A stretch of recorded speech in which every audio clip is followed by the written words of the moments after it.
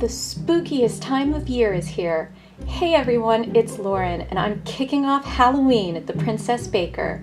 I love letting a little bit of the dark side out in baking, and there's no better time to do it than Halloween. So let's start the season with something that will make the kids scream, for joy at least, with Macaron characters that will make the kid in you want to head out to trick or treat. So get to your cauldron and come bake with me. We're starting with ghost macarons. Clip art purchased on Etsy is going to be my template for these cuties. It's all decorating in this video, so head over to my intro to macarons if you need the basics on batter. Start piping the open circular top of the ghost and then drag the tip of the bag down to create his little tail. I've decided he's a boy, maybe because cute white ghosts immediately make me think of Casper. Don't forget to flip the image around to create its mirror for sandwiching, and use a scribe tool or toothpick to define the tip of the tail. Then give a good tap to release air bubbles. Casper has arms, so let's add those now. Use a smaller piping tip and pipe little arms, or hands. The length of time you wait to pipe will determine if his arms are separate from his body. Since he's a ghost, I wanted them to look like one flowing part. Let them rest, then bake, and let's add some details with royal icing. Ghosts don't need very much, just some eyes and a little mouth.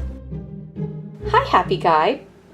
Don't worry, I know who to call, but my phone is in Do Not Disturb. Grab some frosting and let's fill these little guys. Use mirror cookies and pipe frosting on one side. I like to use small dots. Then he can fly away. I love how happy they look. Now let's do pumpkin ice cream cones. I saw these on Etsy and had to make Max of them. Start by piping the ice cream cone with the orange batter. It's close to a circle, so that makes it easy. Use the same pipe and swirl motion as standard macarons. Then tap those bubbles out and help any stubborn ones with your scribe tool. Then use black batter to pipe the cone.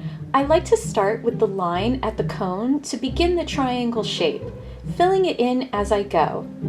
Let them rest and bake, and let's add some details to make them pop. Using black royal icing, pipe that waffle pattern onto the cone. Ice cream is great, but to me a waffle cone is better than the sprinkles. This isn't just orange ice cream, it's pumpkin, so give it a jack-o'-lantern face. 3 triangles and a smile mouth create a carved-out treat.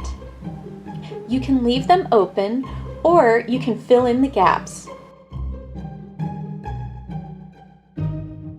Then load up with frosting and you'll scream for this ice cream sandwich, perfect for the season. No freezer necessary. Saving the best for last, my favorite, Frankensteins. Yes, I know technically this is Dr. Frankenstein's monster. Mary Shelley didn't really give him a name. I will call him Frank. Start by piping Frank's head in lime green batter. Again, it's close to a circle shape, so stick with the template.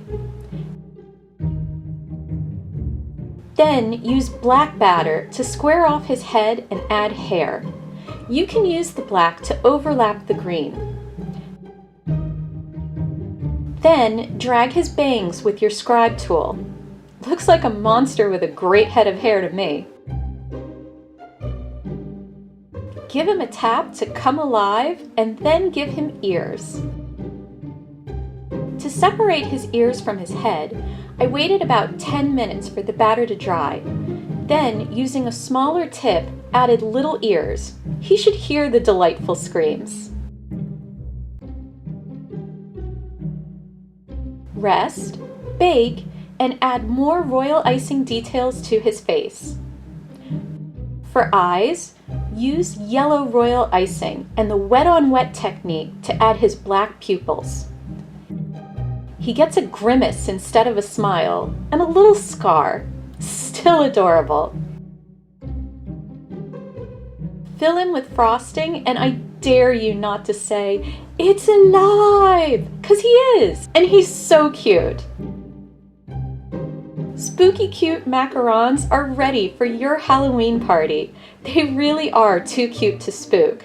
I hope you didn't get freaked out making them with me.